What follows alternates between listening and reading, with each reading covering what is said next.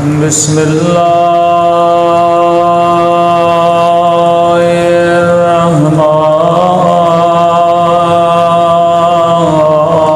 الرحمن الرحيم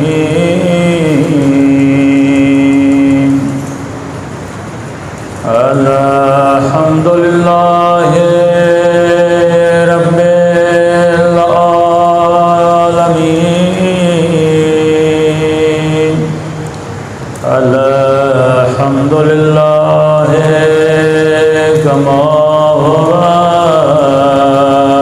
أهله الصلاة والسلام على سيد المرسلين وخاتم النبيين أبي القاسم محمد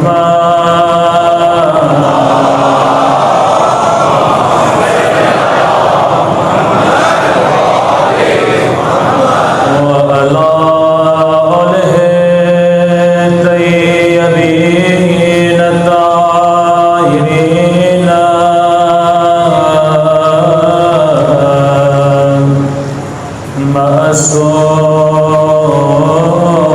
معصومين سب کے دعائیں سرکار کا مومن زمان الہی عظم البلاء وبرها الخفاء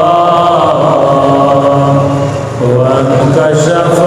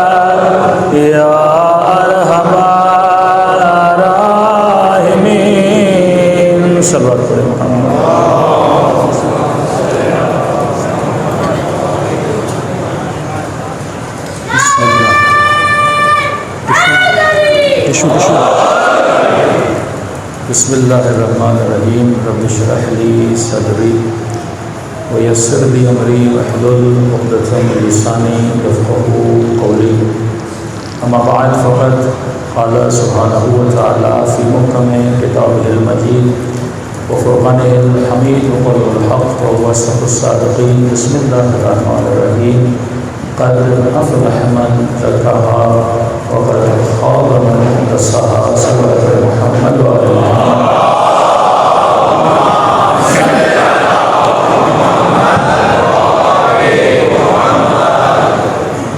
دعا ہے پروردگار عالم ہم سب کی عبادتوں کو بارگاہ میں قبول فرمائے اور جس مقصد حیات کی وجہ سے اس دنیا میں آئے جو مجلس وبا کی ہم آقا صلی کی ہم سب کو کامیابی عطا فرما دے۔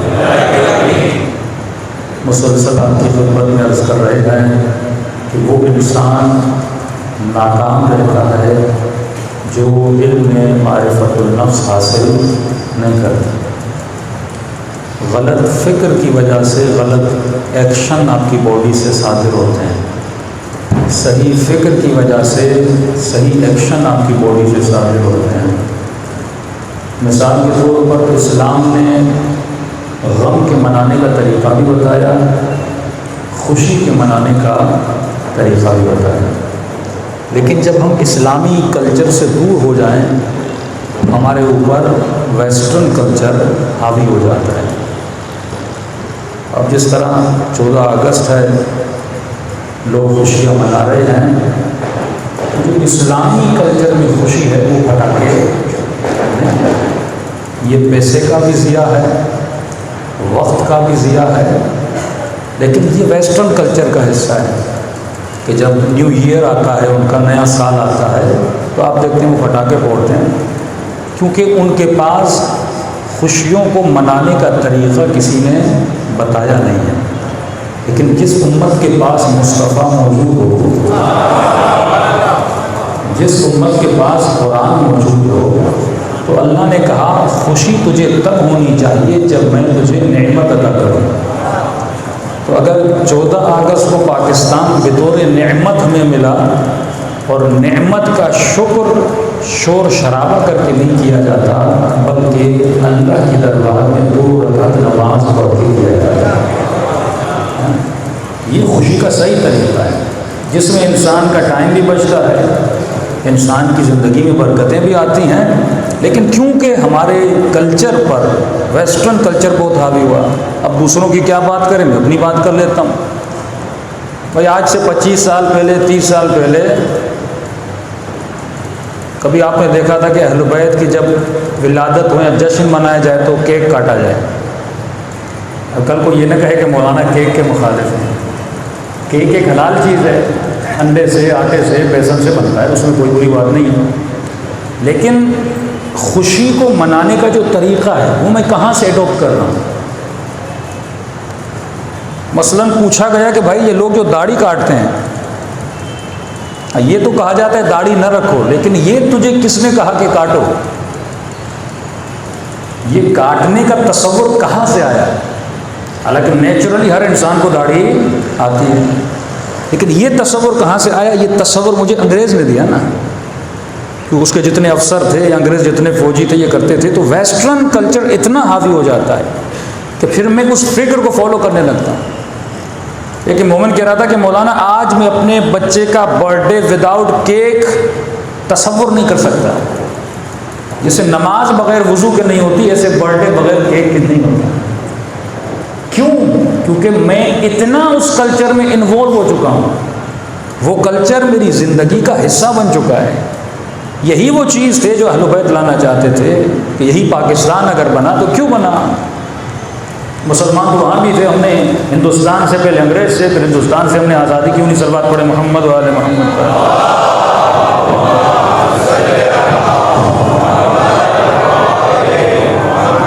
قائد اعظم کا جو بیسک نظریہ تھا وہ یہ تھا کہ مسلمانوں کا کلچر الگ ہے، ہاں مسلمان وہاں بھی رہ سکتے ہیں لیکن ہمارا کلچر الگ ہے۔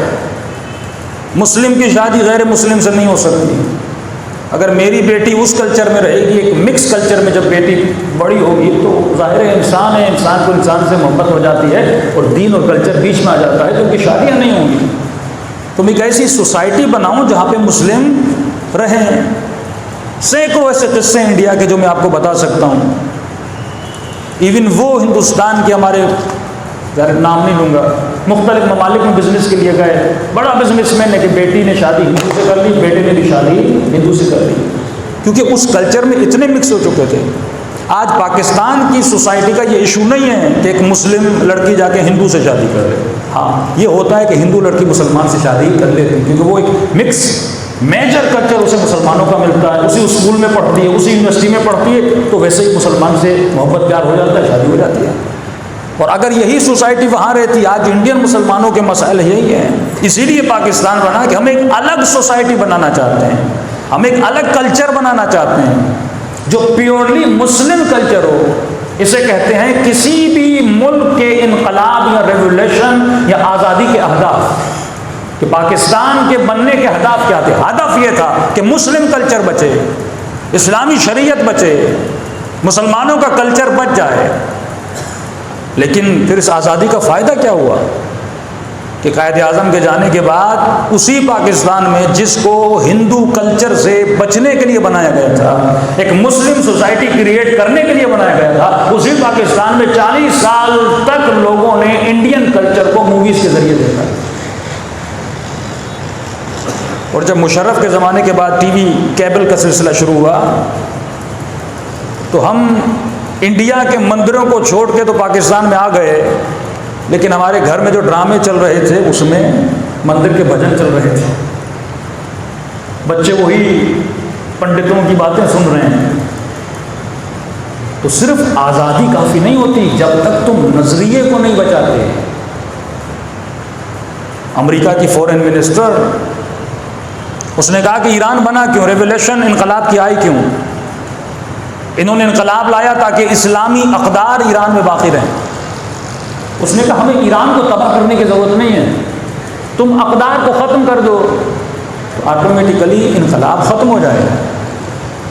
انقلاب کا مطلب یہ نہیں کہ مثلا ایک فقیہ وہاں پر حکومت برپا کر کے بیٹھا ہو۔ انقلاب کا مطلب یہ ہے کہ اس قوم کے جتنے بھی جوان ہیں وہ انقلابی رہیں۔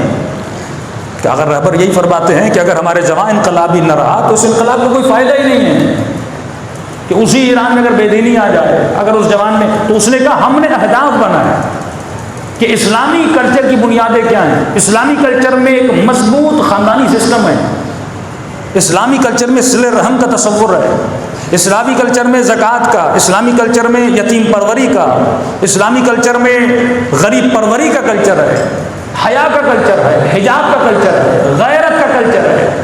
وہ تین چیزیں جو ویسٹرن دنیا میں ہیں وہ تین چیزیں اسلام میں نہیں ہیں۔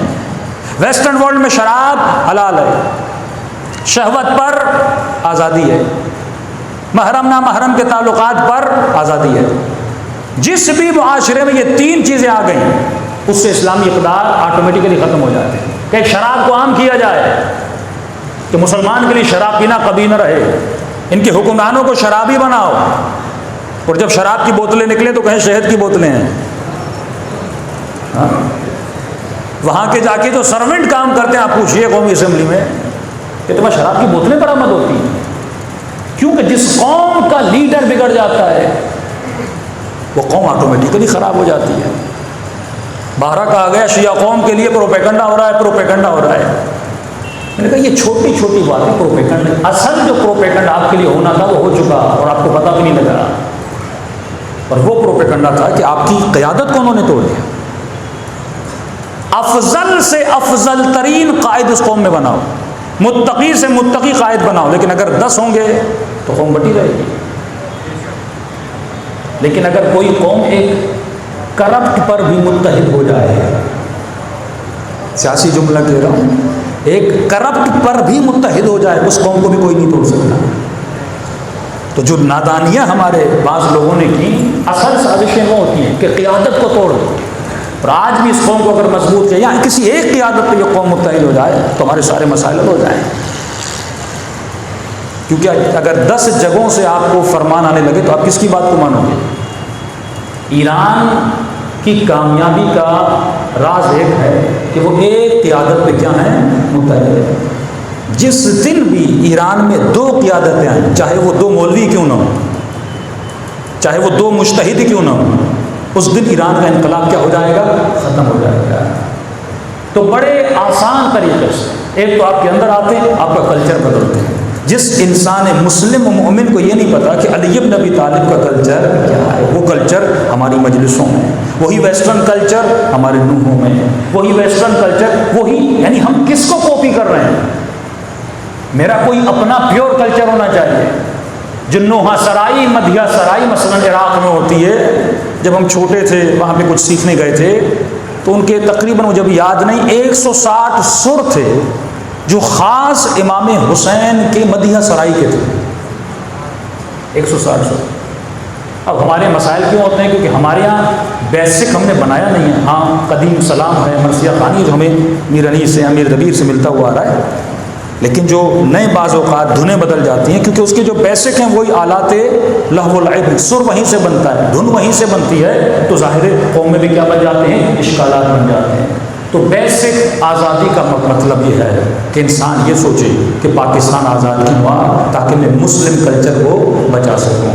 اور آج اسی پاکستان میں اگر فلم بنتی ہے تو صرف نام مسلمانوں والے ہوتے ہیں، لیکن آپ محسوس نہیں کرتے کہ انڈیا کی فلم ہے یا پاکستان کی فلم ہے۔ اسی طرح انڈیا کے کلچر کو، جو ہندو کلچر تھا، اس کو بھی تباہ کر دیا۔ ہندو کلچر میں حیا تھا، ہندو کلچر میں غیرت تھی، لیکن آج آپ انڈیا کی فلمیں جتنی دیکھیں گے اس پہ پھر کون سا کلچر حاوی ہے؟ ویسٹرن کلچر حاوی ہے۔ اور اسی ویسٹرن ورلڈ کو، انہی کرسچنز کو اگر آپ 1960 یا 1940 یا اس سے پہلے دیکھیں تو ان کے اندر حجاب ہے۔ مسیحیوں کی خواتین کو دیکھیں، وہ بڑے کھلے کپڑے پہنتی تھیں، سر پہ ہماری طرح دوپٹہ پہنتی تھی۔ آج ان کے جو کرسچن کی جو دینی ان کی ہوتی ہیں تو آپ دیکھیں ان کا وہی حجاب تھا جو جناب مریم کا حجاب تھا۔ ان کی خواتین میں حیا تھا، ان کی خواتین میں شرم تھا۔ لیکن سیکنڈ ورلڈ وار کے بعد صہیونی طاقتوں نے کیا کیا کہ ان کے کلچر کو بھی کیا کر دیا؟ تباہ و برباد کر دیا۔ انسان کا معیار کیا بنا دیا انہوں نے؟ ان کی سوسائٹی کا معیار ایک پیسہ بنایا، دوسرا شہوت بنا دی، اور وہی کلچر آپ کے یہاں لایا جا رہا ہے۔ یعنی یہ جوان جب بڑا ہو، پلورلزم کا تصور یہی ہے، تمام تر ادیان کو ایک جگہ پہ جمع کرو، ہم سارے انسان ہیں، اور تم کسی کے عقیدے پر بھی اعتراض نہ کرو، سارے کے سارے عقیدے حق ہیں۔ لیکن اللہ کی آواز آتی ہے سب کچھ حق نہیں ہو سکتا، اس لیے فرمایا علی مع الحق والحق مع علی۔ یہ مت کہو کہ سب کے سب حق پر تھے، حق علی کے ساتھ تھا، علی حق کے ساتھ تھے۔ سب پر محمد و آل محمد۔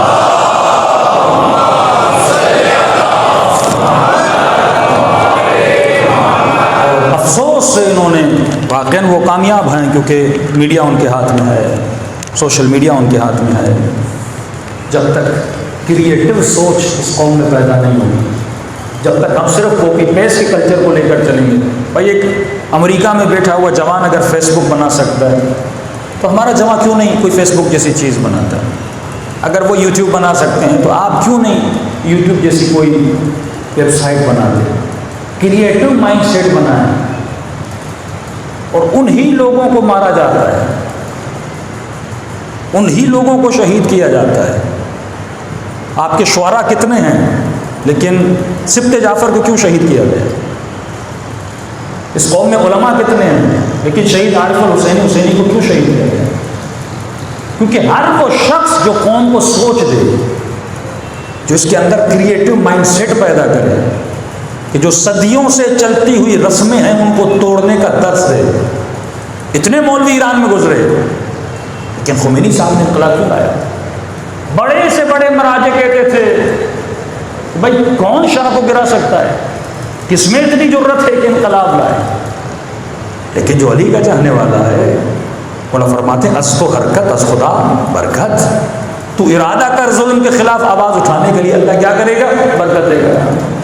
تو سوچ تو پیدا کر کہ مجھے کوئی ایسی بڑی ویب سائٹ بنانی ہے، تو سوچ تو پیدا کر مجھے قوم میں کوئی بہت بڑا پروجیکٹ کرنا ہے، اور اس کے لیے تو اپنے قدموں کو اٹھا، پھر دیکھ امام حسین تیری کس طرح مدد کرتے ہیں. سب پڑھے محمد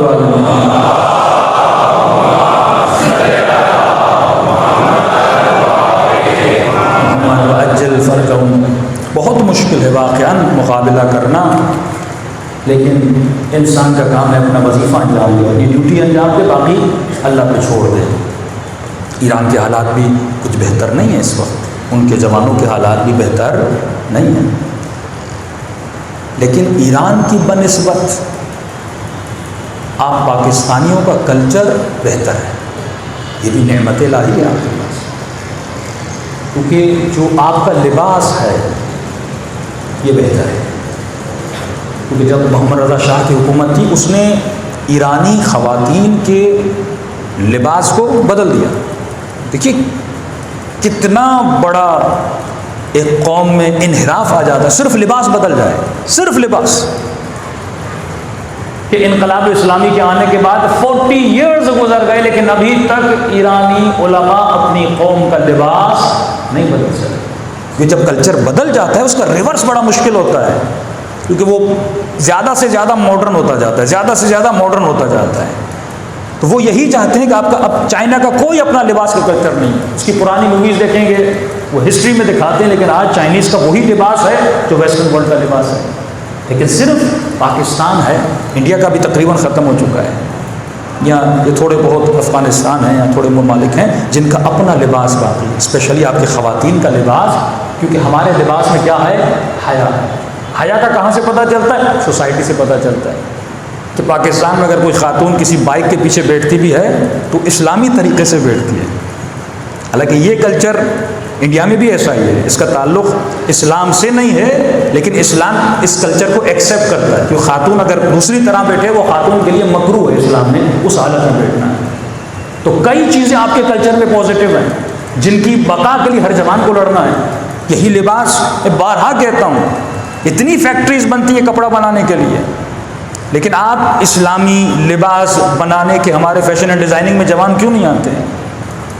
کیوں ایسی بوتیک، کوئی ایسی چیز متعارف نہیں کرواتے کہ خاتون کو پیور اسلامی لباس ملے، اس جوان کو پیور اسلامی لباس ملے. بعض اوقات ایسا کپڑا بنایا جاتا ہے بہت باریک ہوتا ہے جس سے انسان کا جسم ظاہر ہوتا ہے، یہ غیر اسلامی ہے. ہر وہ لباس جس سے انسان کا جسم ظاہر ہو جائے وہ کیا ہے؟ غیر اسلامی ہے. ظاہر وہ مارکیٹ میں جائے گی، مارکیٹ میں نہیں جائے، گھر میں تو زندگی گزار رہی ہے، دیور دیکھ رہا ہے، مختلف لوگ گھر میں آتے ہیں، اگر لباس پتلا ہو تو یہ حرام ہو جاتا ہے. لیکن یہ خاتون کہاں سے لباس لیتی ہے؟ باہر سے لیتی ہے. ابھی ہمارے سرمایہ داروں کا کام ہے کہ بزنس کا بزنس کریں، اسلامی کلچر کا اسلامی کلچر بنائیں. ایسے لوگ رکھیں بھائی ایسا کپڑا بناؤ جو گرم بھی نہ ہو لیکن جس سے انسان کا جسم ظاہر بھی نہ ہو. ایسی کئی چیزیں ہیں جو اسلامی کلچر کی آپ بنا سکتے ہیں. میں نے کئی 1-2 سال پہلے آپ کو مثال دی تھی، اسلامی انجینئرنگ. لوگ صرف انجینئرنگ پڑھتے ہیں، یہ جو بلڈنگز بناتے ہیں، آپ مختلف میپس بناتے ہیں، اس میں اسلامی سبجیکٹ بھی ہے کہ اسلام کا حکم کیا ہے کہ مجھے اپنا گھر کیسا بنانا ہے. کبھی کسی نے اسٹڈی کیا اس پہ؟ وہ ہر چیز پہ پی ایچ ڈی کر رہے ہیں، چیٹی پہ پی ایچ ڈی کر رہے ہیں، ہاں ہر چیز پہ انگریز پی ایچ ڈی کر رہے ہیں. ہم مسلمان کیوں نہیں کر رہے؟ اتنے منابع ہمارے پاس موجود ہیں، ہم کوئی ادارہ ایسا کیوں نہیں بناتے جس میں قوم کو سوچ دی جائے، جس میں جوان کو فکر دی جائے؟ کیوں کوئی ایسی اسلامی یونیورسٹی نہیں ہے جو اسلامی اقدار اور اسلامی سویلائزیشن پہ کام کرے؟ اب 2 روایتیں آپ کو سناؤں.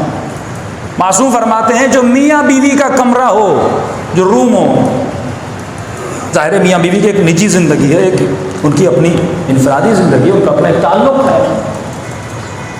تو فرمایا میاں بیوی جب آپس میں تعلق بناتے ہیں، ان کے ہنسنے کی آواز بھی بچے کو سنائی نہ دے. اگر یہ بچہ میاں بیوی کی آواز بھی سن لے، بڑا ہو کے ہی گنہگار بن سکتا ہے. اس کا مطلب جو میاں بیوی کا کمرہ ہو وہ بچوں کے کمرے سے اس کی بناوٹ الگ ہونی چاہیے، اس کا مٹیریل جو ہو وہ الگ ہو. کہ آج کی اصطلاح میں کہہ سکتے ہیں کہ میاں بیوی کا جو کمرہ ہو وہ ساؤنڈ پروف ہو، کہ جس سے ان کی آواز باہر نہیں جائے. جوائنٹ فیملی سسٹم ہوتا ہے، بیٹیاں دوسرے کمرے میں ہیں، بچے دوسرے کمرے میں ہیں، فرمایا ایسا کمرہ ہونا چاہیے. دوسرا فرمایا جو تمہاری مسجدوں اور امام بارگاہ کے دروازے ہیں وہ اندر کی طرف نہیں باہر کی طرف کھلنے چاہیے. اب یہاں یہ 4 دروازے ہیں، سارے کس کی طرف کھل رہے ہیں؟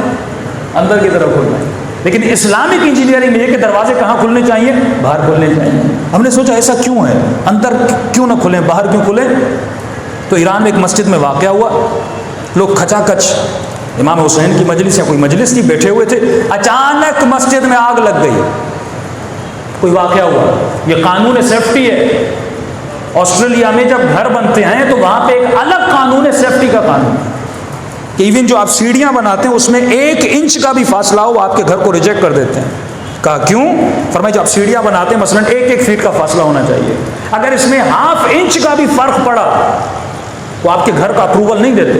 وجہ یہ ہے کہ جب انسان سیڑھیوں پہ چڑھتا ہے تو آٹومیٹیکلی اس کا مائنڈ ریڈ کر لیتا ہے کہ ایک سیڑھی دوسری سیڑھی کے درمیان فاصلہ کتنا ہے، اور اچانک فاصلہ کم ہوا اس کا پاؤں اٹکے گا اور سیڑھی سے نیچے گرے گا، کمر ٹوٹ جائے گی. اتنا دقیق وہ قوانین بناتے ہیں، اور یہی قوانین 1400 سال پہلے اسلام ہمیں دے کر گیا. لیکن مسلمان نے اس پہ کام نہیں کیا، ہم اپنے ذاتی جھگڑوں میں لگ گئے، اور دوسری طرف ویسٹرن ورلڈ ہم سے آگے ترقی کر کے نکل گیا. تو اس مسجد میں آگ لگی، اور جیسے آگ لگی تو لوگوں نے کہاں بھاگنا شروع کیا؟ باہر کی طرف بھاگنا شروع کیا. اور جیسے دروازہ اندر کھلتا ہے نا تو سب دروازے کو دھکا دے رہے ہیں، دروازے اندر کی طرف. اب دروازہ کھلے تو کیسے کھلے؟ لیکن اگر دروازہ باہر کی طرف کھلتا تو کئی عزادار اس مسجد میں جل کر مر گئے، صرف ایک غلطی کی وجہ سے. جناب معصومہ قوم کے حرم کا واقعہ بھی ہے بالکل اسی طرح. دروازے اٹک گئے، تو دروازہ اگر اندر کی طرف کھلے گا، ظاہر لوگ باہر بھاگیں گے تو دروازہ کھلے گا کیسے؟ تو اگر انسان غور و فکر کرے، اسلام تمہاری دنیا کو بچانے کے لیے بھی آیا، اسلام تمہاری آخرت کو بچانے کے لیے بھی آیا. سب بات پڑھے محمد وعلی محمد.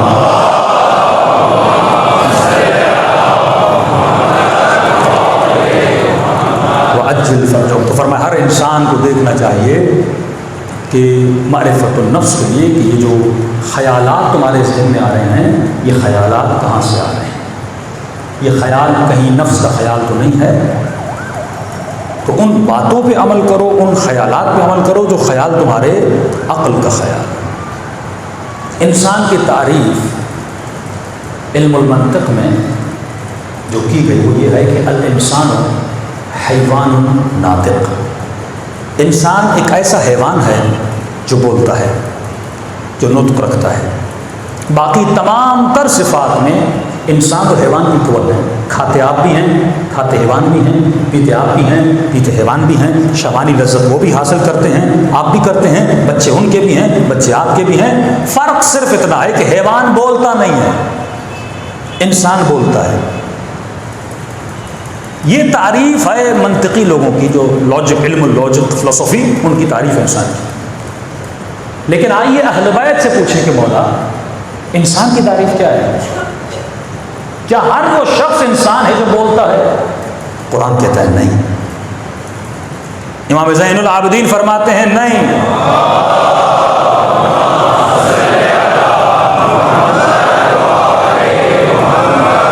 فرماتے ہر وہ چیز یا انسان جو بولے وہ انسان نہیں ہے. کیوں؟ قرآن کی آیت ہے اولئک کالانعام بل ہم اضل. یہ حیوان ہیں بلکہ حیوان سے بھی بدتر ہیں. یہ خدا کن کو کہہ رہا ہے؟ انسانوں کو حیوان بول رہا ہے. کیا آپ کی نگاہ میں یزید انسان ہے؟ کیا آپ کی نگاہ میں شمر انسان ہے؟ کیا جس نے ایٹم بم پھینک کے ہزاروں انسانوں کی جانیں لی کیا وہ انسان ہے؟ کیا داعش جیسے بھیڑیے انسان ہیں؟ قرآن کہتا ہے نہیں. ہر بولنے والا انسان تھوڑی ہوتا ہے. یہ راشی، یہ مرتشی، یہ زانی، یہ شرابی، کیا یہ انسان ہے؟ ہاں دنیا والوں کی نگاہ میں انسان ہے لیکن اہل بیت کی نگاہ میں انسان نہیں ہے. تو مولا اگر یہ تعریف منطقی جو ہے اہل بیت کی نگاہ میں یہ تعریف صحیح نہیں ہے. مولا انسان کون ہے؟ امام زین العابدین دعائے صحیفہ سجادیہ میں فرماتے ہیں انسان کی تعریف یہ ہے کہ انسان وہ ہوتا ہے جو حمد پروردگار عالم کرتا ہے. یہ انسان ہے. اگر حمد خدا کر رہا ہے تو انسان ہے. تبھی آپ کی نماز کی ابتدا میں جو سورہ واجب ہے جس کے ترک کرنے سے نماز میں تو سورہ کا نام کیا ہے؟ سورہ حمد. کہ تو حمد کر تاکہ انسان بن. اگر تو حمد نہیں کرتا تو تو انسان نہیں ہے. اچھا مولا حمد کیسے کروں؟ کیا زبان سے کہوں الحمدللہ رب العالمین؟ کیا زبان سے کہوں شکرن للہ؟ فرمایا نہیں، یہ تو حمد لسانی ہے، جب تک تو حمد عملی نہیں کرتا۔ کیا مطلب؟ صحیح پہ سجا فرماتے اللہ نے تجھے 7 اعضاء دیے ہیں، اگر تو زبان سے کہہ رہا ہے الحمدللہ، یہ ذکر حمد کر رہا ہے، لیکن فعل حمد پر ابھی تک تو نہیں آیا۔ بولا حمد فعلی پر کب آؤں گا؟ فرمایا جب تک تمہارے 7 اعضاء اللہ کا حمد نہ کریں۔ 7 اعضاء، بولا آنکھیں کس طرح حمد کریں، ہاتھ کس طرح حمد کریں، گھٹنے کس طرح حمد کریں، میری زبان کس طرح حمد کرے؟ فرمایا جس عضو کو خدا نے جس مقصد کے لیے بنایا، اگر اس مقصد میں استعمال کرو گے تو یہ حمد پر۔ آنکھیں جس مقصد کے لیے بنی ہیں، اگر اس مقصد میں یوز ہوتی ہیں، امام صحیح فیصلے فرماتے ہیں یہ حمد پروردگار عالم ہے۔ لیکن آنکھوں سے اگر تم گناہ کر رہے ہو، یہ حمد نہیں ہے، یہ غیر المغضوب ہے۔ اگر زبان جس مقصد کے لیے بنی، اگر اس مقصد میں استعمال نہیں کر رہی، یہ حمد خدا نہیں ہے۔ اے جماعت، تمہارے اعضاء نکاح، تمہارے ہاتھ، تمہاری شکم اگر غیر فرمان خدا پہ چل رہی ہے، تم حمد خدا نہیں کر رہے۔ تو اگر تم اعضاء سے اللہ کا حمد کر رہے ہو، لیکن سوال یہ ہے خدا کا حمد ہی کیوں، اور حمد کا مطلب کیا ہے؟ معصوم فرماتے ہیں تعریف اس کی جاتی ہے جس کا حسن اس کا ذاتی حسن ذاتی ہو۔ ایک حسن ذاتی ہے، ایک حسن عطائی ہے۔ کیا مطلب؟ ایک خوبصورت آدمی اگر مجمع میں بیٹھا ہو، حضرت یوسف کی مثال ہے، حسین ترین تھے، تو جو حمد خدا کرتا ہے وہ یوسف کو دیکھ کر حمد نہیں کرتا۔ کیوں؟ کیونکہ یوسف کا جو حسن ہے، اس حسن کو یوسف نے خود نہیں بنایا۔ جناب یوسف کا کوئی کمال نہیں ہے اپنے حسن میں۔ اگر آپ کی شکل اچھی ہے، یہ عضو، یہ ہاتھ، یہ پاؤں جو مجھے اللہ نے دیا ہے، اس میں میرا کون سا کمال ہے؟ یہ تو عطا خدا ہے نا، میرے پاس جو کچھ ہے عطا ہے۔ لیکن فرمایا اس کائنات میں ایک ہستی ہے جس کا حسن اس کی ذات کا حصہ ہے، وہ خدا۔ اسے کسی نے حسن نہیں دیا، اس نے پوری کائنات کو حسن دیا ہے۔ تو آپ شکریہ کس کا ادا کرتے ہیں؟ جس کی عطا اس کے ذات کا حصہ ہو۔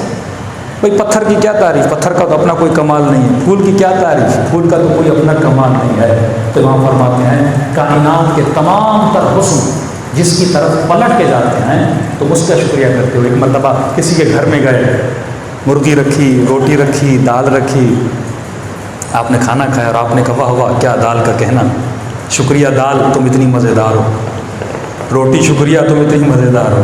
اور جس بیچارے نے لایا ہے وہ دیکھ رہا ہے کہ میرا شکریہ ادا نہیں کر رہا، روٹی کو چوم رہا ہے، دال کو چوم رہا ہے، محنت تو میں نے کی ہے، لایا تو میں ہوں۔ تو اسی طرح بعض لوگ کیا کرتے ہیں، دنیا کے حسن کی بڑی تعریف کرتے ہیں، بھائی پھول کا کیا کہنا، حسین منظر کا کیا کہنا، حسین انظار کا کیا کہنا، لیکن بھول جاتے ہیں جس نے حسن دیا ہے اس کا شکریہ کو ادا کرنا ہے،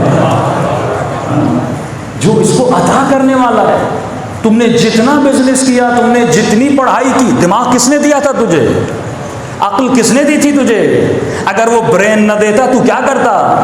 یہ 5 انگلیاں ہیں، ایک انگلی کام نہ کرے آپ ہاتھ استعمال صحیح طریقے سے نہیں کر سکتے۔ چھٹے وان کی لمبی حدیث ہے، توحید مفضل آپ پڑھیے، اللہ نے ابرو دیے ہیں، کیوں دیے؟ ناک دیا کیوں دیا؟ آنکھ کو یہاں پہ کیوں رکھا؟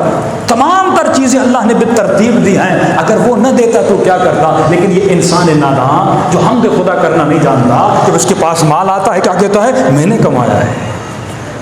جب اپنے حسین چہرے کو آئینے میں دیکھتا کہتا ہے تو میرا حسن ہے، میری مرضی میں جیسے گھوموں، میری مرضی میں جیسے کپڑے پہنوں، میری مرضی میں جیسے بولوں۔ بھول جاتا ہے تجھے حسین شکل دینے والا وہ حسین رب ہے۔ اگر وہ تجھے حسن نہ دیتا تیری تعریفیں کہاں سے ہوتی؟ اگر وہ تجھے حسین جسم نہ دیتا تو یہ کمالات کہاں سے لاتا؟ تو اصل جو شکر پروردگار عالم ہے وہ شکر اس ذات کا کیا جاتا ہے جس کی تمام تر صفات اس کی اپنی ہیں، کسی کی دی ہوئی نہیں ہیں۔ اور کائنات میں اگر کوئی ایسی ذات ہے وہ ذات وحدہ لا شریک ہے، وہ ذات پروردگار عالم ہے۔ صلوات پڑھیں محمد و آل محمد۔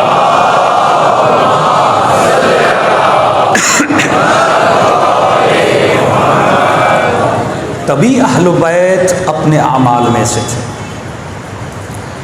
اب ایک فکر جو فکر غلط انسان کے ذہن میں آتی ہے، ایک تو یہ سمجھ لیں نفس انسان کا دشمن، دوسری فکر جو انسان کے ذہن میں آتی ہے، انسان چیزوں کو اپنا سمجھتا ہے۔ فنا فی اللہ کا تصور یہ ہے کہ جب تم اللہ کی معرفت حاصل کرتے ہو، اس کے بعد تم ایک نتیجے پہ پہنچتے ہو کہ جو کچھ ہے وہ اللہ کا ہے، جو کچھ ہے اگر وہ مجھے دے رہا ہے اس کی ادا ہے، کسی مقصد کے لیے دے رہا ہے، مجھے اسی مقصد میں اپنے اعضاء کو، اپنے مال کو، اپنی اولاد کو اس مقصد میں یوز کرنا ہے۔ لیکن انسان بھٹک کیوں جاتا ہے؟ اس کے اندر ایک صفت آتی ہے کہ میں نے اس دن عرض کیا، وہ صفت ریا ہے۔ وہ لوگوں کو نفع اور نقصان کا مالک سمجھتا ہے۔ وہ گھر اس لیے اچھا بناتا ہے، لوگ تعریف کریں گے، اچھی گاڑی لیتا ہے، لوگ تعریف کریں گے، ہمیشہ لوگوں کے پیچھے لگتا ہے۔ مولا فرماتے ہیں ایسا انسان معاشرے میں ذلیل و خوار ہو جاتا ہے۔ مولا کیوں خوار ہو جاتا ہے؟ مولا فرماتے ہیں کیونکہ لوگ ایک نہیں ہیں، لوگ جمع ہیں۔ اگر اس امام بارگاہ میں 500 لوگ بیٹھے ہیں تو 500 لوگوں کی 500 پسندیں ہوں گی، ایک پسند تو آپ لوگوں کی نہیں ہے۔ کوئی کہے گا مولانا امام ایسے رکھو، کوئی کہے گا نہیں مولانا ایسے رکھو، کوئی کہے گا مولانا سفید پہنو، کوئی کہے گا مولانا کپڑے ایسے پہنو۔ اب میں اگر سب کو خوش کروں تو کر سکتا ہوں؟ مجمع کہ نہیں مولانا مجلس ایسے پڑھے، وہ نہیں کہ مولانا یہ پڑھے، وہ نہیں کہ مولانا یہ پڑھے، کیا میں سب کو خوش کر سکتا ہوں؟ تو تم اگر لوگوں کو خوش کرنے چلو گے تو لوگوں کی خوشیاں ہزاروں ہیں، کسی کو خوش نہیں کر پاؤ گے، 2 تعریفیں کریں گے، 4 تمہاری برائیاں کریں گے۔ لیکن کائنات میں ایک ہے، صرف اسے خوش کر۔ تو واللہ مجھے بتائیے، ایک کو خوش کرنا آسان ہے یا ہزاروں کو خوش کرنا آسان ہے؟ یہ تو نعمت ہے کہ خدا بھی ایک ہے، آپ کو ایک ہی کو خوش کرنا ہے۔ تو اگر زندگی میں انسان کوشش کرے صرف ایک کو خوش کر لے، اور اگر وہ راضی ہو جائے تو حسین بھی راضی ہو جائے۔ صلوات پڑھیں محمد، صلوات پڑھیں محمد والے۔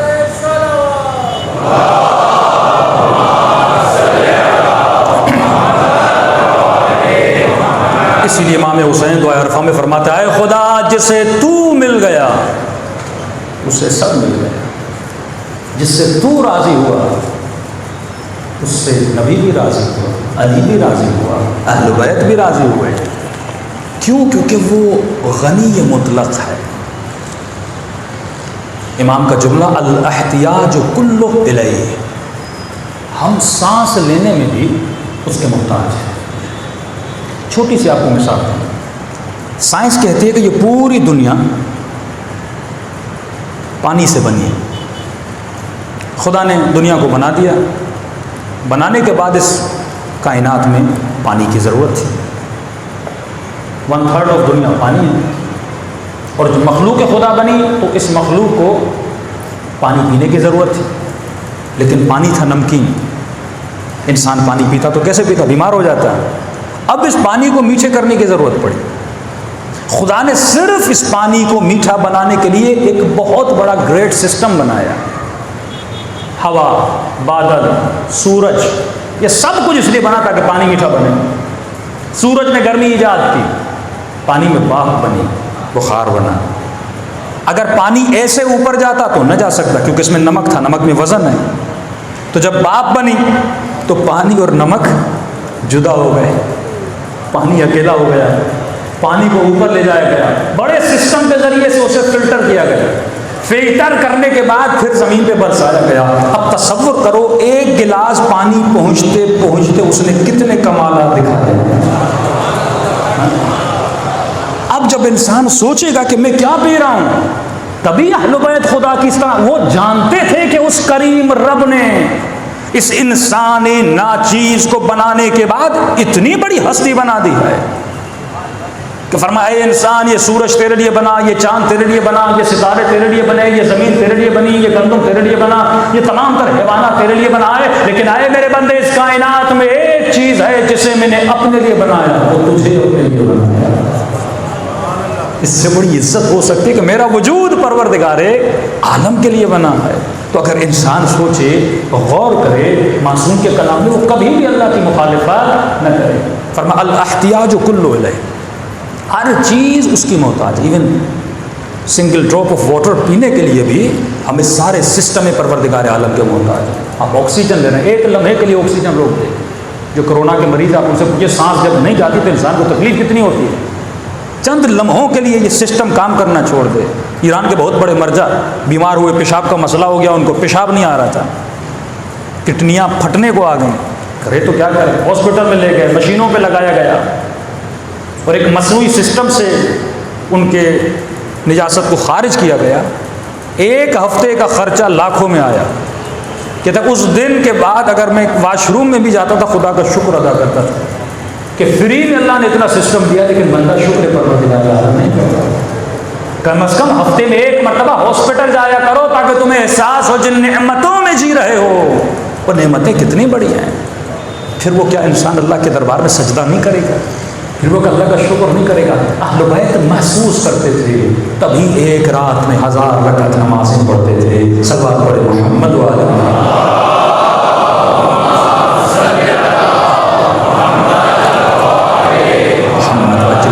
الاحتیاج کلہ الیہ, پوری کائنات اس کی محتاج ہے. وہ غنی مطلق ہے. کیا ہے؟ غنی مطلق, یعنی امیری اس کے ذات کا حصہ ہے. امیری میرے ذات کا حصہ نہیں ہے. میں تب تک امیر ہوں جب تک پیسہ ہے. پیسہ بھی میرے ذات کا حصہ نہیں ہے. بینک میں پڑا ہوا ہے, گھر میں پڑا ہوا ہے, چوری ہو جائے تو, بزنس کلیپس کر جائے تو پھر میں کیا ہو جاؤں گا؟ میرے ذاتی جو چیزیں میرے ہاتھ ہیں, میری آنکھیں ہیں, میری یہ میری کمائی ہے جو اللہ نے مجھے دی ہوئی ہے, ہمیشہ میرے ساتھ ہے. میرا مائنڈ میرا حصہ ہے, میرا علم میری ذات کا حصہ ہے. اس کے علاوہ جتنی بھی چیزیں ہیں, وہ گاڑی ہے, وہ گھر ہے, وہ پیسہ ہے, وہ اولاد ہے, وہ بیوی ہے, سب کچھ میرے ذات کا حصہ نہیں, کبھی بھی میرے ذات سے چھن سکتا ہے. لیکن اس کے ذات میں جو کچھ ہے وہ اس کے ذات کا حصہ ہے. الاحتیاج کل الیہ, مطلب وہ رسول ہو اس کے محتاج ہے, وہ امام ہو تو اس کا محتاج ہے, وہ نبی ہو تو اس کا محتاج ہے. وہ فیض دے رہا ہے تبھی تو یہ نبی فیض پہنچا رہا ہے. وہ علم دے رہا ہے تبھی تو باب علم کو بانٹ رہا ہے. پوری کائنات اس کے وجود کی محتاج ہے. فرمایا وہ غنی مطلق ہے. تو فرمایا اے انسان یہ بتا تو کس کو راضی کرنے کے لیے نکلا ہے؟ لوگوں کو, لوگوں کی خوشی کے لیے. لوگ باتیں بنائیں گے, لوگ کیا کہیں گے, جبکہ یہ لوگ نہ تجھے نفع دے سکتے ہیں نہ تجھے نقصان دے سکتے ہیں. اس کا احساس تجھے کب ہوگا؟ جب روح بدن سے نکلے گی. اس وقت تجھے بچانے والا نہ بیٹا ہوگا, نہ باپ ہوگا, نہ بیوی ہوگی. تو اس وقت بھی قبر میں اگر کوئی کام آئے گا تو وہ غنی مطلق ہے. جو تجھے دنیا میں بھی دے رہا تھا وہ تجھے قبر میں بھی عطا کر سکتا ہے. تو اپنا ہم سفر کسے بنا؟ پروردگار عالم کو بنا. ہمیشہ اپنے غموں اور اپنی خوشیوں کا ادراک ہو, کسی سے باتیں کرو تو پروردگار عالم سے کرو. تو اگر انسان کی سوچ صحیح ہو جائے تو انسان کی ڈائریکشن صحیح ہو جائے, اور جب انسان کی ڈائریکشن صحیح ہو جاتی ہے تو زندگی میں بھی سکون ملتا ہے, آخرت میں بھی سکون ملتا ہے. صلوات پڑھیں محمد وعلی محمد.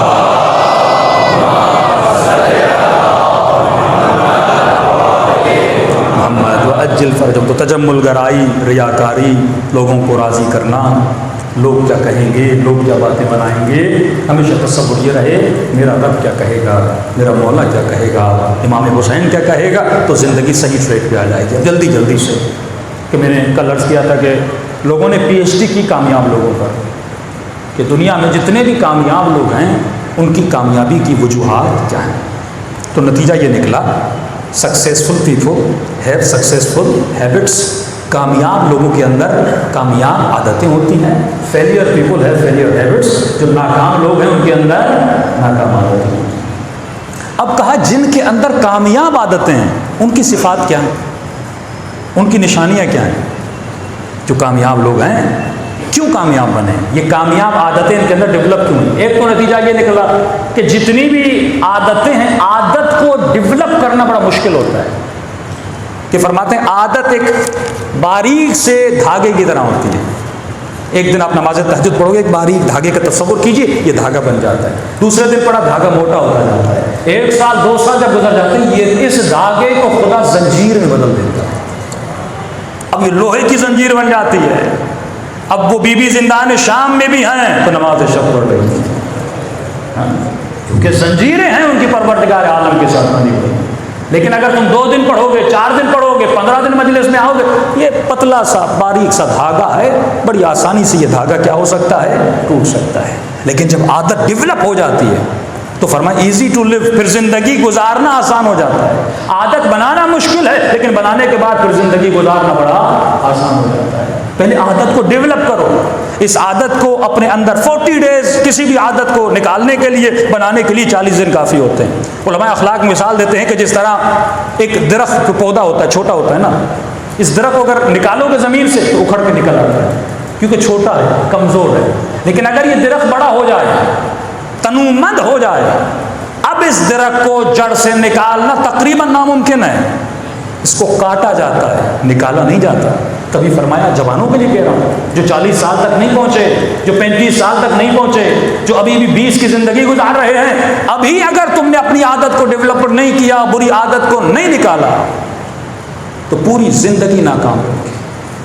جن لوگوں کی عادتیں بری تھی، آج دیکھیں وہ دنیا میں بھی ترقی نہیں کرتے، کہیں پہ نوکر ہوتے، چپراسی ہوتے، کسی کے ڈرائیور ہوتے ہیں، 15-10 ہزار کی تنخواہ لے رہے ہوتے ہیں۔ لیکن جن کی عادتیں اچھی ہیں، جو محنتی ہیں، وہ انسان دنیا میں بھی کامیاب ہوتا ہے، آخرت میں بھی کامیاب ہوتا ہے۔ اللہ پارٹی بازی نہیں کرتا کہ علی والے ہو گئے تجھے سب کچھ دے دوں گا، نہیں، جب تک محنت نہیں کرو گے، اچھی عادت اپنے اندر۔ بھائی وہ مولا علی جو اشارہ کرے تو مٹی کو سونا بنا دیں، عقیدہ ہے نا ہمارا۔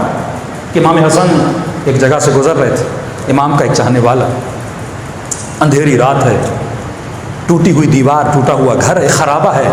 امام نے دیکھا اس کے ہاتھ میں تیر ہے، تیر میں کمان ہے، کمان میں تیر ہے۔ اس نے تیر کو کھینچا اور چھوڑنا چاہتا تھا۔ امام آگے بڑھے، مولا حسن، امام نے اس کے بازوؤں کو پکڑ لیا۔ اس نے مڑ کے دیکھا امام حسن کہ مولا کیا غضب کر رہے ہیں، میرے بازوؤں کو چھوڑیے۔ امام نے کہا کیوں چھوڑوں؟ نہیں چھوڑوں گا۔ 5-6 منٹ تک امام نے پکڑ کے رکھا۔ امام نے کہا بتا تو صحیح، دیوار کو تیر کیوں مار رہے ہو بھائی؟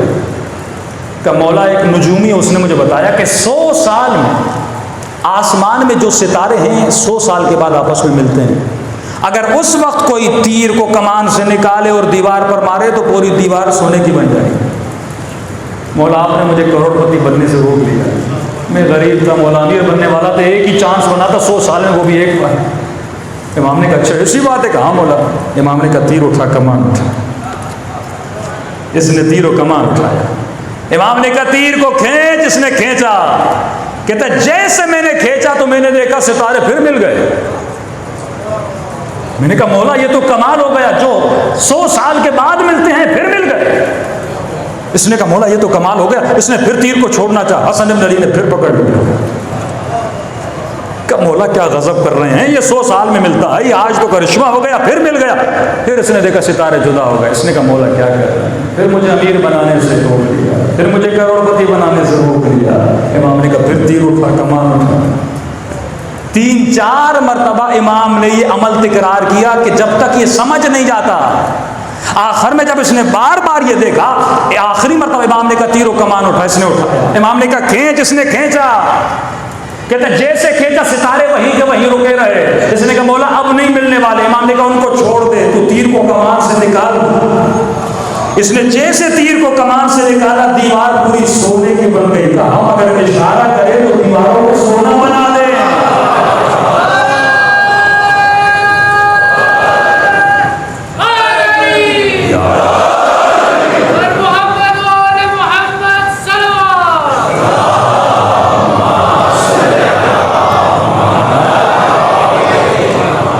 پریشان ہو کے کہنے لگا مولا اگر ایسا ہے تو آپ ایسی زندگی کو گزار رہے ہیں۔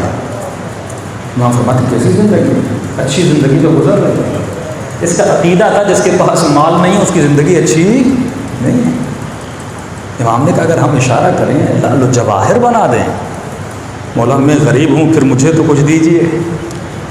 تو کئی واقعات ریپیٹڈلی متواتر ملتے جلتے ملتے ہیں۔ امام نے کہا ٹھیک ہے دولت لے دے، لیکن شرط ہے کوئی چیز مجھے دے دے تو میں تجھے دولت دوں گا۔ مولا کیا چاہیے؟ کہ ہماری محبت ہمیں واپس کر، اور جتنی دولت لینی ہے لے لے۔ کہ مولا یہ سودا گھاٹے کا ہے، کہ تو کتنا امیر ہے، کائنات کی دولت کے بدلے میں محبت نہیں دے رہا۔ حقیقی امیری ہماری اطاعت ہے، حقیقی امیری ہماری محبت ہے۔ اب امام نے اسے بٹھایا اور سمجھایا کہ یہ بتا اگر تو کروڑپتی بن جائے، مالدار ہو جائے، کیا ہوگا؟ تیرے وجود میں کسی چیز کا اضافہ ہوگا، کوئی پلس پوائنٹ آئے گی تیرے وجود کے اندر؟ ہاں بھائی، مالداروں کے سینگ ہوتے ہیں کیا؟ مجمع میں اتنے لوگ بیٹھے، مجھے کیا پتا کس کے اکاؤنٹ میں کتنے پیسے ہیں؟ سب ایک ہی جیسے ہو نا، جب تک کوئی جا کے چیک نہ کرے تو ظاہری شکل و صورت سے پتہ نہیں چلتا کون مالدار ہے کون امیر ہے۔ کئی بہت سوٹ کوٹ پہن کے آتے ہیں، لگتا ہے ایسے پیسے والے ہیں، لیکن پیچھے پتہ چلتا ہے کنگلے ہیں۔ کئی شکل سے لگتے ہی نہیں امیر ہیں، کئی ایسے فقیروں کو پکڑا اکاؤنٹ میں 25-25 لاکھ نکلے۔ تو انسان کی شکل سے تو پتہ نہیں چلتا۔ امام نے فرمایا کہ اگر تو مثلا یہ سونا دولت سب کچھ تجھے مل جائے، یہ بتا تمہارے وجود میں کسی شے کا اضافہ ہوگا؟ اس نے کہا نہیں مولا۔ کہ پھر ایسی چیز کے پیچھے جاتا کیوں ہے جس سے تیرے وجود میں اضافہ ہی نہیں ہو رہا، جو تجھ سے جدا ہو جائے گی، تو ایک دن تیری رہے گی نہیں۔ میں نے عشر طہارت جب پڑھا تھا آپ کو بتایا تھا نا کہ ایک ہوتا ہے رزق، ایک ہوتا ہے مال۔ ایک ہوتا ہے رزق، ایک ہوتا ہے مال۔ رزق وہ ہے جو آپ کا نصیب ہے، مال وہ ہے جو ایسے ہی پڑا ہوا ہے، یعنی آپ کا نصیب نہیں ہے۔ مثال، آپ کے اکاؤنٹ میں 1 لاکھ ہے، آپ 6 دن اس دنیا میں زندگی گزار کے مر گئے، ان 6 دنوں میں جتنا آپ نے کھایا یہ آپ کا رزق تھا، جو بچا وہ آپ کا ہے ہی نہیں نا۔ اب انسان وہم کی حکومت میں اتنا گرفتار رہتا ہے یہ میرا ہے، تیرا وہی ہے جو تو کھاتا ہے، باقی تو چھوڑ کے چلا جائے گا، وہ نہ تیرا ہے نہ تیرا تھا، وہ جس کا نصیب ہے وہ اسے جا کے ملے گا، وہ تیرا نصیب ہی نہیں ہے۔ کتنے آپ کے بڑے بڑے سیاستدان مر گئے، اکاؤنٹوں میں اربوں روپے چھوڑ کے گئے، ان کا تھا ہی نہیں، ان کا وہی تھا جو ان کا نصیب تھا۔ اور ایک قدم آگے بڑھوں، آپ کے پاس گھر ہے، مثلا 1000 گز کا گھر ہے، گھر تو بہت بڑا ہے، سارا آپ کا نصیب اور رزق نہیں ہے۔ جتنے گھر میں سوتے ہو وہ تیرا رزق ہے، وہ تیرا نصیب ہے۔ جسم 6 فٹ کا ہے، 5 فٹ کا ہے، یہ جہاں جسم پڑتا ہے نا وہ زمین تیرا نصیب ہے، باقی سارا مال ہے، باقی تیرا نہیں ہے۔ اب جملہ سنیں امیر المومنین کا، مولا فرماتے ہیں اے انسان اگر مال کو رزق بنانا چاہتے ہو، اگر مال کو رزق بنانا چاہتے ہو تو علی تجھے فارمولہ دیتے ہیں۔ مثلا میرا نصیب ہے 100 روپیہ ڈیلی، میرا خرچہ ہے 700 روپیہ، یہ میرا نصیب ہے، لیکن پھر بھی میرے اکاؤنٹ میں ایکسٹرا پیسے پڑے ہوئے ہیں، تو فرمایا اس کو کسی اور کا رزق بنا، وہ تیرا رزق بن جائے گا، وہ بھی تیرا نصیب بن جائے گا۔ کئی لوگ ایسے چھوڑ کے چلے جاتے ہیں، ان کا نصیب نہیں بن پاتا، وہ کسی اور کا ہو جاتا ہے۔ فرمایا اس کو راہ خدا میں دینا شروع کر دے، وہ تیرا کیا بن جائے گا؟ رزق بن جائے گا۔ ابھی سمجھ آیا کہ علی رات کے اندھیروں میں اٹھ کے غدیموں میں غزہ کیوں مانتے تھے؟ علی اپنے پورے مال کو اپنا رزق بنانا چاہ رہے تھے کہ جتنا علی کما رہے ہیں وہ علی کے حصے میں ہی چلا جائے، مولا کا کیا بن جائے؟ رزق بن جائے۔ تو فرمایا اپنی زندگی میں دینا شروع کر۔ کہ ایک اچھا شخص دنیا سے گیا، بہت مالدار تھا، بیٹے کو سب کو حصے دیے، پھر بھی اس کا ایک پورا گودام کھجوروں کا بچ گیا۔ بیٹے رسول خدا کے پاس ہے، یا رسول اللہ ہمیں تو بہت ہے، یہ بچ گیا ہے والد کا، ہم چاہتے ہیں اللہ کی راہ میں خیرات کریں تاکہ ہمارے بابا کو ثواب مل جائے۔ نبی نے کہا اللہ ایسے بچے سب کو عطا کرے جو والد کے لیے اتنی خیرات کرنا چاہتے ہیں۔ تو پوری کھجور کا گودام تھا، وہ غریبوں میں بانٹا، غریب آتے گئے لیتے گئے، آخر میں رسول خدا وزٹ کے لیے آئے تو کیا دیکھا؟ زمین پر ایک کھجور باقی۔ نبی نے بڑی حسرت سے اس ایک کھجور کو اٹھایا، اٹھانے کے بعد کہ آج جتنا تم نے اللہ کی راہ میں دیا ہے، اگر وہ اپنی زندگی میں ایک کھجور خود دیتا وہ اس پورے ثواب کے برابر ہوتا، کیونکہ تو نے دیا ہے، اس نے نہیں دیا۔ یہ تیری سخاوت ہے کہ تم نے باپ کے لیے دیا، وہ اپنی زندگی میں تو کچھ کر کے نہیں گیا۔ تو یہ طرز زندگی، یہ سوچ، یہ فکر اگر انسان کی صحیح ہو جائے تو انسان صحیح راستے پہ چلتا ہے۔ تو فرمایا سکسیسفل پیپل، جو کامیاب لوگ ہیں وہی ہیں جن کے اندر کامیاب عادتیں ہیں، اور جو ناکام لوگ ہیں وہی ہیں جن کے اندر ناکام عادتیں ہیں۔ صلوات پڑھے محمد و آل محمد۔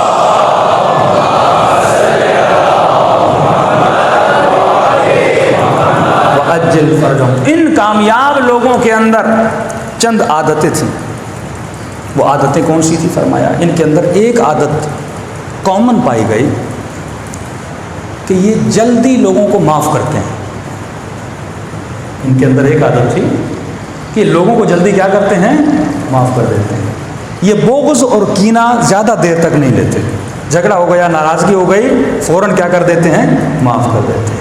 اور سائنس میں ثابت ہوا ہے جو انسان دیر سے معاف کرتا ہے، جس کے دل میں کینہ ہوتا ہے، جس کے اندر کسی کے لیے بغض ہوتا ہے، وہ 20 سال پہلے اپنی زندگی سے کیا ہو جاتا ہے؟ مر جاتا ہے. لیکن جو انسان جلدی معاف کرتا ہے، جو دل بہت جلدی کینے سے، نفرتوں سے خالی کر لیتا ہے، اس کی دنیا کی زندگی میں بھی برکت آتی ہے، آخرت کی زندگی میں برکت آتی ہے. اب یہ خواتین کے لیے جملہ کہہ دوں، نند اور ساس کے جھگڑے، ہاں، اللہ عورتوں کو ہدایت دے، ایک دوسرے سے محبت عطا کرے. ہوتا کیا ہے کہ مثلاً اگر آپ کسی سے بغض کرتے ہو نا، تو علم اخلاق میں فرماتے ہیں جو نفرت ہے یہ کانٹے کی طرح چبھتی ہے. اگر اس مجمع میں کوئی ایسا شخص ہے مجھے اس سے نفرت ہو، میں جب جب سر ادھر دیکھوں گا میرا مزاج خراب ہو جائے گا، بھائی یہ آ کے کہاں سے بیٹھ گیا، وہ چبھے گا مجھے، جب بھی دیکھوں گا مجھے چبھے گا، جب بھی دیکھوں گا مجھے چبھے گا. ہر کانٹا ایسے بیمار کرتا ہے. تو اب سمجھا کہ علی کا بغض رکھنا موت کیوں ہے.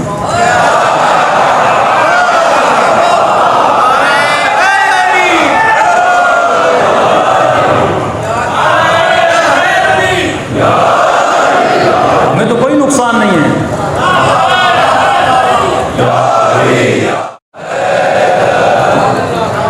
ہمیں تو کوئی نقصان نہیں ہے. اگر اہل بیت سے کوئی بغض رکھے گا، مولا علی سے بغض رکھے گا، جب جب مجلسیں دیکھے گا عزادار لاکھوں کانٹے چبھیں گے اسے، تو ایسے ہی چل کے مر جائے گا، خود بخود اپنی موت خود لائے گا. تو بہتر یہی ہے کہ انسان بغض کو دل سے نکالے، نفرت کو دل سے نکالے. ہاں؟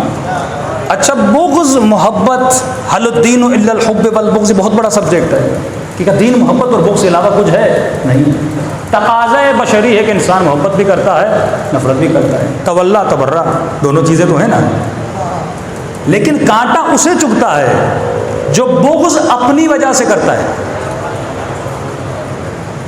اگر کسی کا بغض میں دل میں رکھوں خدا کے لیے تو کوئی کانٹا نہیں چبھے گا، وہ رحمت بن جاتا ہے.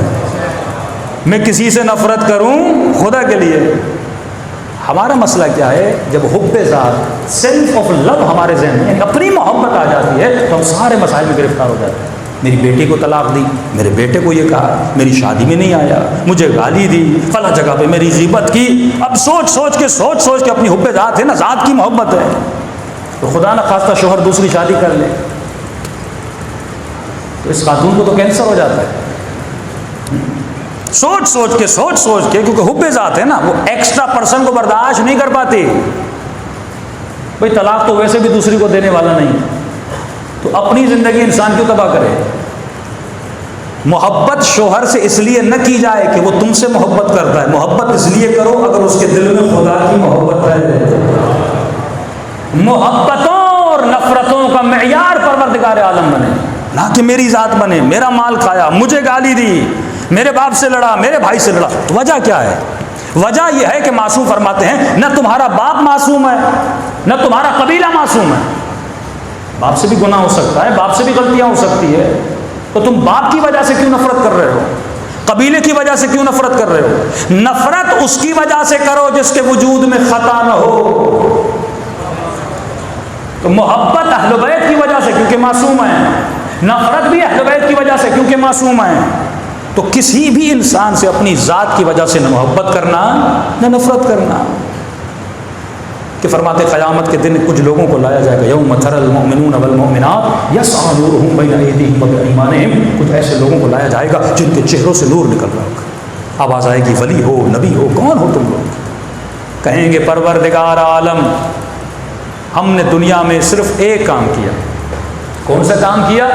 آواز آئے گی دنیا میں لوگوں نے ہمیں گالیاں دی، ہمیں برا بھلا کہا، ہماری بیٹی کو اذیت دی، ہمارے بیٹے کو اذیت دی، ہمارے قبیلے کو رسوا کیا، ہماری قوم کو رسوا کیا، لیکن ہم نے کسی سے نفرت نہیں کی. نفرت اس سے کی جس کے دل میں تیری نفرت تھی، محبت بھی اس سے کی جس کے دل میں تیری محبت تھی. اب یہ کردار ہے. ہور جب امام کے پاس آیا بڑا شرمندہ تھا، آنکھوں پہ پٹی باندھی ہوئی ہے، ہاتھوں میں رسی باندھی ہوئی ہے. بیٹے کو کہہ رہا ہے جب حسین آ جائیں مجھے بہت جلدی بتا دینا. جیسے قریب ہوتا گیا بیٹا غلام بھائی تینوں ساتھ, آواز آئی اللہ اکبر کا, کیا ہوا حسین آ گئے؟ کہ نہیں بابا علی اکبر استقبال کرتا ہے. کردار دیکھیے اہل بیت کا. پھر 2 مرتبہ صدا بلند ہوئی اللہ اکبر کا, کیا ہوا؟ آقا حسین آ گئے. کہ نہیں بھیا عباس استقبال کے لیے آئے ہیں. پھر تینوں نے کہا اللہ اکبر اللہ اکبر. کہا اب کیا ہوا؟ کہ خود حسین ابن علی استقبال کے لیے. تاریخ لکھتی اور اتنا شرمندہ تھا کہ مولا مجھے کچھ کہیں گے, میں نے گستاخی کی, لجام فرس حسین ابن علی میں ہاتھ ڈالا, مخدرات اہل بیت کو رلایا. لیکن جب امام کے پاس آتا ہے, امام آنکھوں سے پٹی ہٹاتے ہیں, ہاتھوں کو کھولتے ہیں, کہتے ہو آج پلانے کے لیے پانی نہیں ہے, آج کھلانے کے لیے کھانا نہیں. کہتے مولا میں معافی مانگنے آیا ہوں, آپ پانی اور کھانے کا پوچھ رہے ہیں.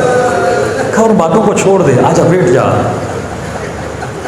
کہتے مولا میں کیسے راضی ہو جاؤں, جب میں نے آپ کے لجام فرس میں ہاتھ ڈالا تھا مجھے ہماریوں سے کچھ بیویوں کے رونے کی آوازیں آ رہی تھی. مولا میں کیسے راضی. امام فرماتے ہو ان باتوں کو چھوڑ دے, آج اگر حسین کے پاس کچھ بھی نہیں ہے آجا میرے خیمے کے سائے میں بیٹھ جا, اور دھوپ بہت ہے. انہوں نے اپنی خاطر کبھی کسی سے نفرت نہیں کی.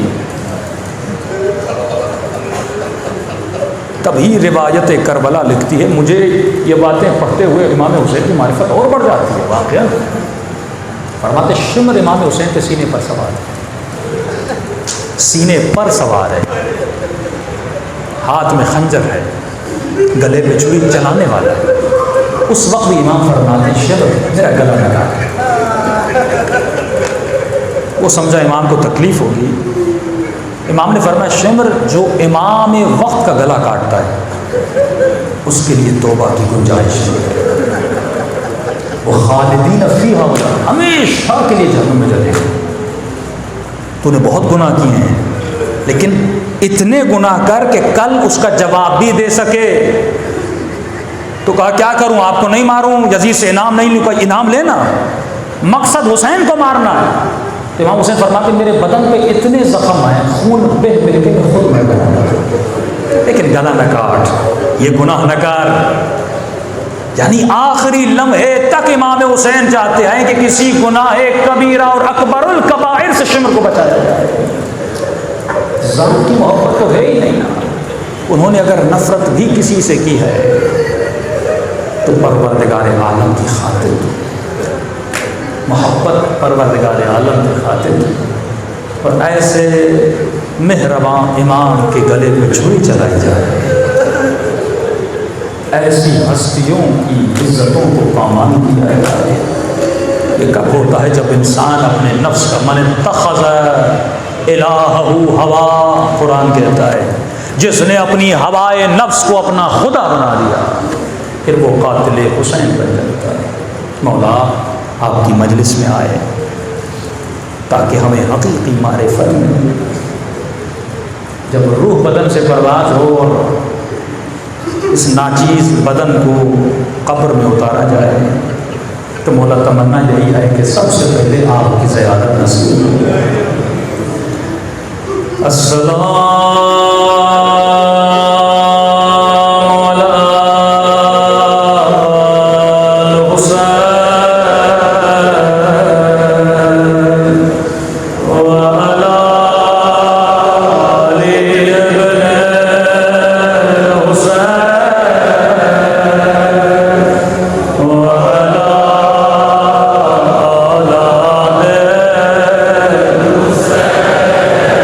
سب مل کے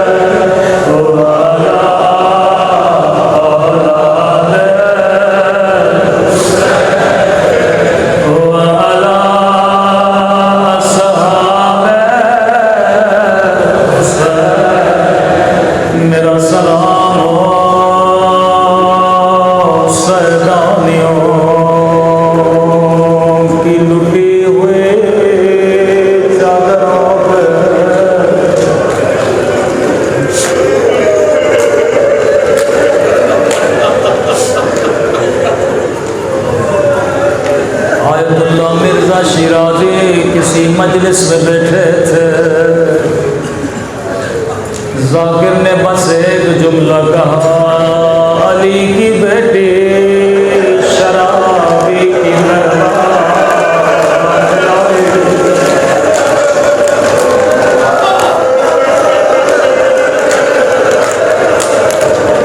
قبلانے کا بس آگے نہیں پڑھنا، اگر کوئی عزادار ہو اس کے رونے کے لیے اتنا کافی ہے۔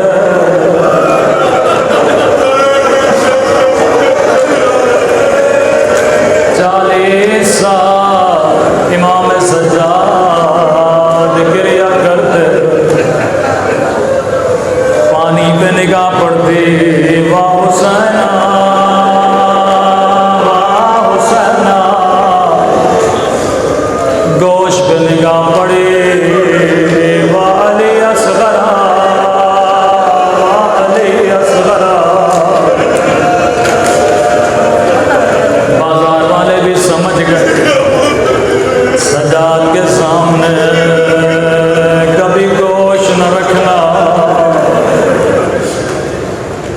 اتنے مظلوم امام جگہ جگہ روتے، لیکن میں کہوں گا دادارو امام سجاد 40 سال روئے، لیکن ایک اور امام ہے جو سجاد سے بھی زیادہ رویا ہے، سنیں گے وہ کون؟ امام سجاد 40 سال روئے، لیکن 1000 سال گزر گئے، ابھی تک امام زمانہ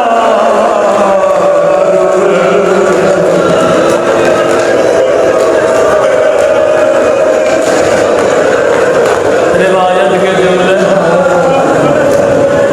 کسی عالم کو فرمایا ہر روز نماز عصر کے بعد خدا مجھے میرے حسین کا کرتا دکھاتا ہے،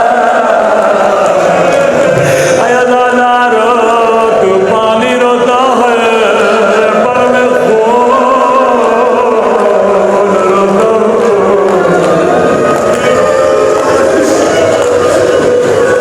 میں فرمایا امام زمانہ کی بدل ہو گیا، کبھی امن کے شہیدوں کے لاشوں پہ روتے، کبھی شام کے شہیدوں کے لاشوں پہ روتے۔ فرمایا دادارو امام پہلے سے بڑا دکھی ہے، کبھی اپنے گناہوں کی وجہ سے اپنے مولا کو نہ رلایا کرو، اے خدا میں بڑا بدبخت ہوں، میں نے زہرا کے لال کو اپنے گناہوں سے رلایا، آج مجھے ایسا بنا دے جیسا تو نے کربلا میں ہور کو بنایا تھا، کہ میرا مولا آج مجھ سے راضی ہو جا۔ کون سا واسطہ ہے خدا کو؟ مختلف بیویاں آئیں کربلا، آئیے خدا کو آج اس مضطر و پریشان بیوی کا واسطہ دے جس نے کبھی امام حسین سے کوئی شکایت نہیں کی، جب بھی ملتی تھی کہتی تھی مولا میرے شوہر آپ پہ فدا ہو، میرے بچے آپ پہ قربان ہو، سنو گے یہ بیوی کون ہے؟ اے خدا تجھے مسلم کی بیوہ بیوی کا واسطہ، جس نے شوہر کی خبر ہے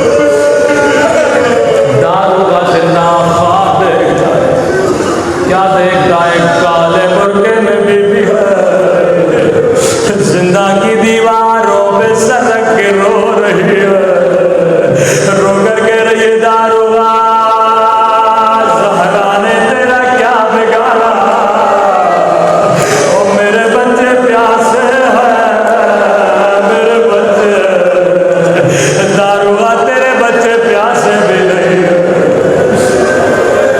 نیند سے اٹھا ننگے پاؤں دوڑتا ہوا زندہ میں گیا، کیا دیکھا؟ دو چاند سے ٹکڑے، چھوٹا شہزادہ بڑے شہزادے کی گود میں رو کر کہنے لگا شہزادے کہیں تیرا بھائی مر تو نہیں گیا، مجھے معاف کر لینا، مجھے پتا نہیں تھا۔ شہزادے جو کہو میں کرنے کے لیے تیار، کہو تو آزاد کروں، کوئی اور حکم ہو تو بتاؤ۔ بڑے شہزادے نے کہا داروغہ کئی دنوں سے میرا بھائی راتوں کو اماں کو بڑا یاد کرتا، اماں اماں کر کے بے ہوش ہو جاتا ہے، مجھے ڈر ہے کہیں میرا بھائی مر نہ جائے، کیا کروں شہزادے؟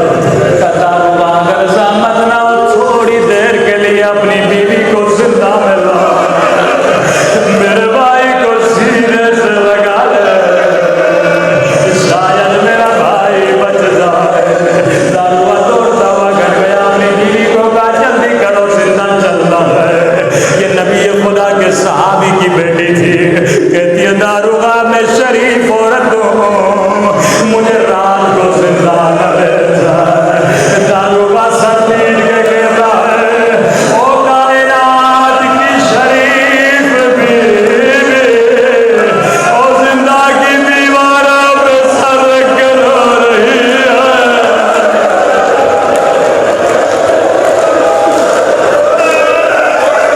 زہرا کا گھر اجڑ گیا، جلدی کرو زہرا کے بچے بیمار۔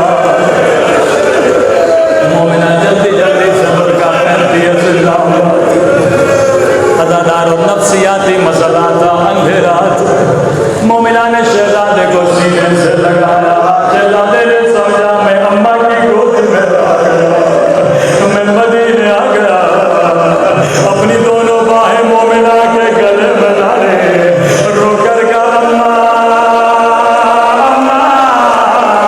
ہم یتیم ہو گئے، اماں بابا مر گئے، اماں بابا کی لاش کو کوفے کی گلیوں میں پھیلایا گیا۔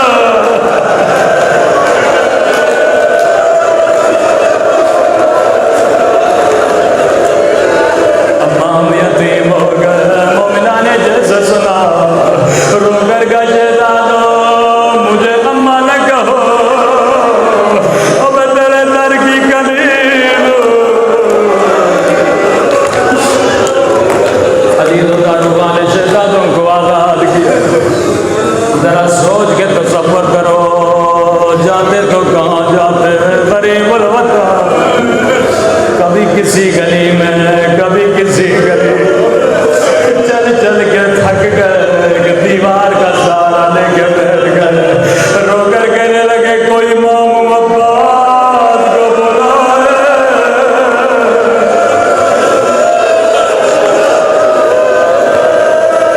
یہ گھر مومنہ کا گھر تھا، بچوں کے رونے کی آواز سنی، گھر سے باہر آ گئے، کیا دیکھا چاند کے دو ٹکڑے زمین میں بیٹھے، کہنے لگی شہزادو کس ماں کی گود اجاڑ کے بیٹھے، جلدی اپنے گھر چلے جاؤ دیر ہو گئی۔ رو کر کہنے لگے ہم غریب الوطن، ہمارا کوئی گھر نہیں ہے، کس کے بچے ہو؟ رو کر کا مومنہ بتائیں گے تو مارو گی تمہیں،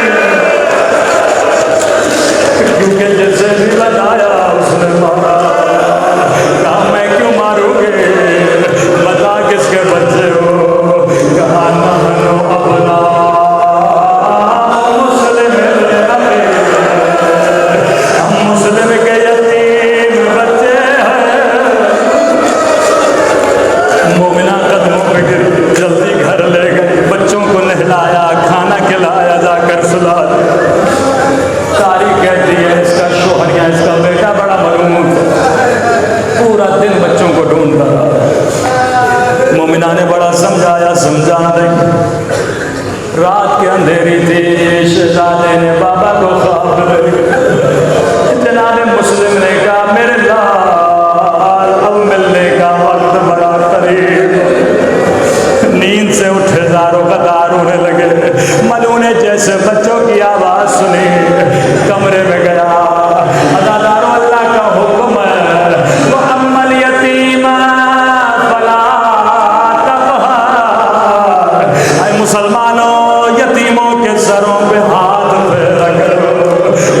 سنو گے ملو نے کیا کیا. بچوں کو بالوں سے ایسے اٹھایا, وہ بچوں کی چیخیں بلند ہوئی. مومنہ کیا مہمانوں کے ساتھ ایسا سلوک.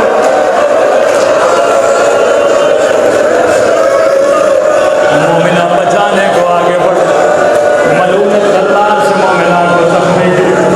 بچوں کو نہر کے کنارے لے گئے. بچوں نے کہا موت سے نہیں ڈرتے, لیکن ہمیں 2 رکعت نماز کی اجازت دے دے. ننھے بچے ہیں لیکن تجھے نماز کا درس دے رہے ہیں. یہ نماز پڑھی ملعون بڑے شہزادے کو ذبح کرنا چاہتا تھا. چھوٹا شہزادہ دوڑا دوڑا, ملعون میرا بابا بھی مارا گیا, اور بڑا بھائی باپ کی جگہ پہ ہوتا ہے. یہاں چھوٹے شہزادے کو ذبح کرنا چاہتا, بڑا شہزادہ دوڑا دوڑا آیا. ملعون چھوٹا بھائی بیٹوں کی جگہ پہ ہوتا ہے. ملعون نے سر کو قلم کیا, جسم کو دریا میں پھینکا, لیکن روایت کے جملے ہیں جسم بہاؤں کے ساتھ نہیں بہا. یہاں دوسرے شہزادے کا سر قلم کیا, یا جیسے دوسرا جنازہ پانی میں گیا. پہلے شہزادے نے باہوں کو پھیلایا, آجا میرے بھیا, مدینے سے ساتھ چلے تھے, وہ ساتھ یتیم ہوئے ہیں, وہ ساتھ پانی میں بہے گئے. اللہ سب کو تو ننھی قبروں کی زیارت نصیب. لاشیں جا کے کھیتوں میں رک گئی. صبح کسان آیا, کیا دیکھا؟ 2 نورانی لاشیں. کہ لوگوں جمع ہو جاؤ, اولیاء خدا کی لاشیں ملی ہے. غسل دیا, کفن دیا, بس لاشوں کو دفن کرنا چاہا. عجب نہیں غبار اٹھی ہوگی, آواز آئی ہوگی, آنکھوں کو بند کر لو, لاشوں کی وار زہرا آئی ہے. میں کہوں گا بیوی کہاں کہاں جاؤ گی, اور کبھی کربلا میں یا شام میں یا کوفے کی بازار میں.